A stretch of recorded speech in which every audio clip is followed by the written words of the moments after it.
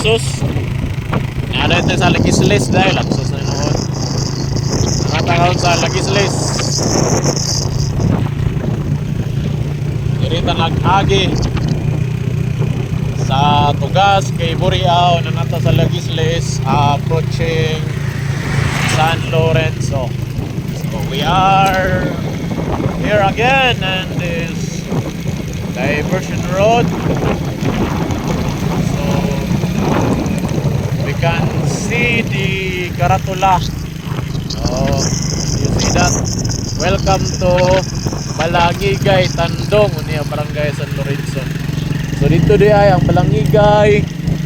Dito di agion kung ato pag Balangigay dito di ay Tandong. Dito po doon yung gina din. Street po ni San Lorenzo. So while we are traveling with Tatay Imin, so magkanta-kanta sa dalan. So niya kini nga kanta, ako ning nadumduman sa una sa akong uyang. Si uyang, ang uyang si Justina Bumisan Paangay.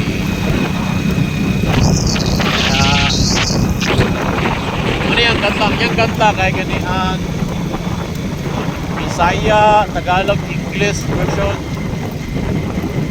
Bot, ikaw kabalon sa title, pero yung kanta ingon siya nga dito ko sa una, mga bata kami, iyang kanta-kantahon. Iyang ko, siguro na iyang favorite, isa ka favorito nga kanta. Kinipon nga kanta, tudlo mapunti sa iyahang mga katigulangan. Iyang kanta nag-ingon, ingon siya nga, kanta nga, one day, isang araw,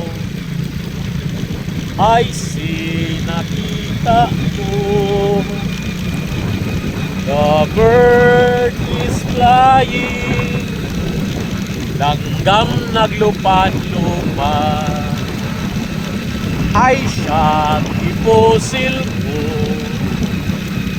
ay kiloto ko, ay itikaon ko, very sweet tamis kaayo, baktak mga simulan, nanata karon hapit nata sa San Lorenzo.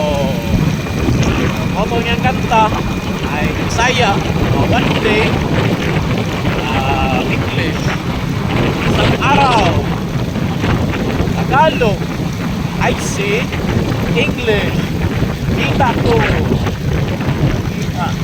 kita ko, pwedeng Tagalog, pwedeng Bisaya. The bird is flying, English, langgang naglupad-lupad, naglupad-lupad, Bisaya. I shot, English, ipusil ko, ipusil, Bisaya na. Kuha siguro niya, naigon niya, I cook and giluto, I cook, giluto ko, cook, English. Yeah, giluto,